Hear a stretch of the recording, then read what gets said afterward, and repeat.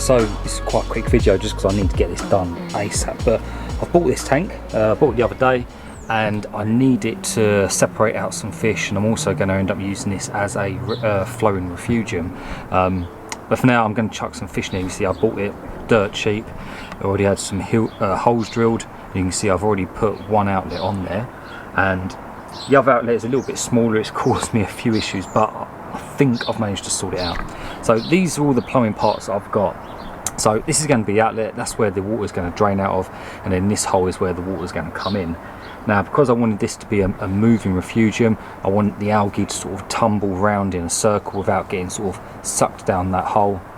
So I've got a load of plumbing parts, and what I want to do is I want to make like put a T-junction off of that, and then have two elbows coming off, so it's pushing the water around, and then it's going to circulate the water around this way. Now what I also plan on doing is I'm going to 3D print some little bits for here, so it's almost like a little semi-curved shape, and I'm going to put that in this corner, I'm going to put it in that corner, I'm going to try and stick one along that edge if I can, stick one along this water's edge, so as the water pushes it's not just sort of hitting a flat surface, it's got like a little curve, so it can curve around that corner, curve around this corner, and so on. So that way it's just going to be a constant flowing motion circle of water, so the algae will literally just keep circling around, and that way if I put a light on top, all the algae should get some light, so it shouldn't be too much of an issue, and then hopefully it won't get sucked down that outlet either. Now I've got just a bunch of parts here. There's probably going to be a few people watching this going to go, oh my god, what are you doing? But I just need to get this done now, basically. It's just got to be done, and I haven't got time to all the parts and mess around with things like that. So this is what I've got. I'm just going to, these are all bits that come with the tank. I'm probably not going to use any of them. There is a nice little silencer bit off of a Red Sea reefer there, and there's also like a flow valve on there with shaft, but again I'm not worrying about any of that yet. This is going to go inside my fish cabinet at the minute on my 350 upstairs, but for now I'm going to chuck together a quick stand, or literally just find something to balance this on basically, and yeah, that's where it's going to stay until I do get the thing sorted, but for now it will do. So I'm going to quickly show you how I'm going to chuck all this together. Again, please don't scream at me, any plumbers or aquarium people that know what they're doing, I don't have a clue. I literally just make all this up as I go along, but yeah, we're going to get all this together, and hopefully I can make it work and this doesn't leak. So this is what I'm thinking. So this is going to come out the back of the tank, then the tank's going to go in between, it's going to go over that bit there. I've got to cut the inside of this bit out just because it's a little bit, you can see it's got like a lip on it. I don't think it's going to go through enough, so that's going to sandwich the tank like that. This piece here, I can unscrew this, that will then push fit into there. Then I've got some small little bits of pipe which are literally going to push onto there, and there, and I'll probably take these off just because there's no need to have them. But yeah, that is the little setup that I'm thinking of doing, and hopefully that's going to be enough flow through here to get that water circulating around. So this is what I was thinking. It's all gone together right. I do need to get some different O-rings just because the ones I've got in here at the minute, they're not fit for purpose, to be fair. They're not ideal. Next thing I need to do is I need to cut this, and I think from the research I did, I'm pretty sure the outlet needs to be a minimum of double the diameter of the inlet. So say this is like 10 mil, minimum hole here say 20 mil. I think that's how it works. I think the bigger you can make the outlet, the better, obviously, just because the more water comes through. So I do need to go and get some hose. I need to cut this down and get some larger hose on it. But other than that, yeah, this is the whole idea of getting it running basically. I know it doesn't look great. I have just quickly tested this, and there's not a lot of pressure coming out of these two, and I think it's because it's only a small pump. It says 600 litres, but it's probably more like 400 if that. So what I'm going to do is I'm going to 3D print some little jet nozzles to put on here, and then that's just going to sort of make the water be a little bit more pressured. There is some flow in here, but it's not great, so I'll put them little nozzles on there. They'll only take about 20 minutes to print, and yeah, that should give me enough pressure to get all this stuff flowing. Now, as you can see, I've sort of jumped ahead a little bit, and I've managed to get this all set up and up and running. It basically started pouring down rain outside, so I didn't want to get the camera outside, and I did have some issues with my miniatis grouper. So this is just a temporary little holding tank for him for now. He has got a bit of room, there's plenty of flow in there for him, so he shouldn't have any issues. He is feeding as well. You can see there's a couple little bit of food down there that he missed, but he is going to have to stay in here for a little bit. and that's mainly because of that guy there. So this is my sow fin. You can see out the back of his tail and his fin, he's got a huge bite mark missing. Now, I had no issues with this mini ice grouper. He'd been in here for about, I want to say, nearly 3 months now. I hadn't bullied any of the fish. I had no issues with him at all. And then for some reason he's just switched and he's decided that the sow fin is going to be his meal. Even though this fish is about the same size as the grouper, he still fancied his chances and wanted to have a go. He then started on this little vampire tank that I've got. You can see the back of his tail's a little bit chewed up as well. So yeah, it wasn't good, and I had to get that guy out. Now the panther grouper that's in here, again, I've had him for, oh god, you can see him, he's just in that rock there. I've had him for God knows how long, and he's not caused any of these guys any issues whatsoever, and I don't think he will, to be fair. He's so placid and chilled out. He's not really coming up and feeding anymore since I put the mini ice grouper in there, but as you can see, I've had to change all the rock work again. So it went from a sort of rock wall all up and down the back to being like this. So I've just created more caves in there basically, and that's just going to give these guys more like space so they can hide and things. They can see my stars and stripes puffers over there. My moray eels now decided to sit underneath this rock, and I don't know if you can see, and you're probably not going to be able to see, but in that little hole there, that is where he hides. So he now lives under this rock, which is nice. He used to live down this end of the tank, but now he's moved there, so it's a lot easier for me to see him feed and things like that.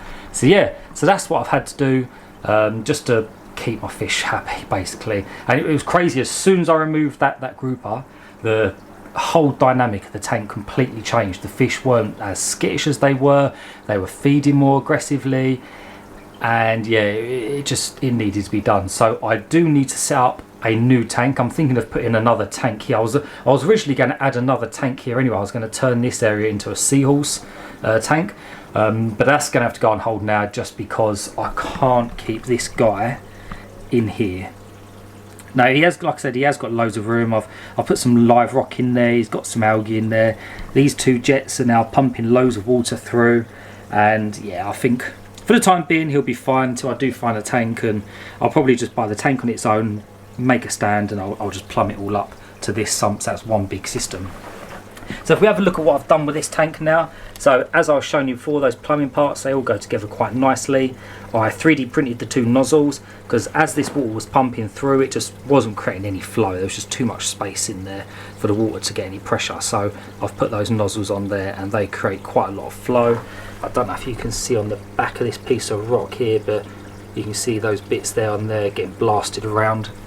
So those nozzles work perfectly, and then you can see on the inside I had to 3D print a grey washer, just because when I put the O-ring on, this little cap that screws that washer down, it was just going inside the hole. So I basically designed, 3D printed a little washer to go over that cap, and that just made sure that washer sat completely flush with that tank so it doesn't leak at all. I managed to get some larger hose from B&Q. So as you can see, there's a huge outlet there. The water still doesn't flow out as much as I'd like, but there's no issues with this overflowing. And the whole good thing about this is where this hose goes down into my sump over here, it's submerged in the water.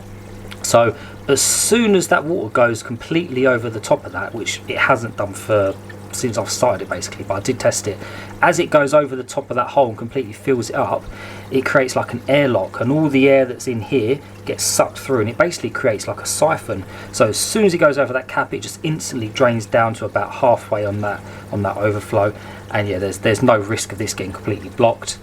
The algae that's in there, it tends to sort of just settle in the rock, and if it does float up, these jets just push it back down and round, and then they just settle back down. So I've not had any issues with them being sucked up into there as well. So this goes straight into this main bit. I've managed to run this hose all the way into the actual first chamber of my sump. Again, you can see how messy it is. I do need to do this. I'm going to do it, I promise. But yeah, that goes into there, so it is sucking fresh water, drain straight into the tank, into there, and then into this middle section. And as you can see, there's not a lot of debris in the bottom at all. There's a little bit of food in there where I sort of overfed him a little bit, and he didn't want the rest. But yeah, there's hardly anything in here, so it's all being filtered nicely.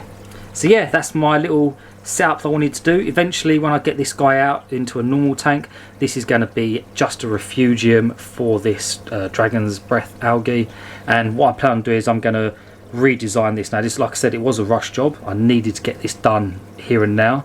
So what I'm going to do is I'm going to 3D print a custom spray bar, because trying to fit one that's in there and messing about, I can't bother with all that. So I'm literally just going to 3D print a spray bar. And what it's going to do is, as that spray bar comes along, it will hit that curve and hit the next curve, hit the next curve, and it will just help circulate this water all the way around. So that'll be continually turning, and then that way the algae should get plenty of light. Now I've just got a little cheap LED light up here for now. It's probably not enough to grow this algae.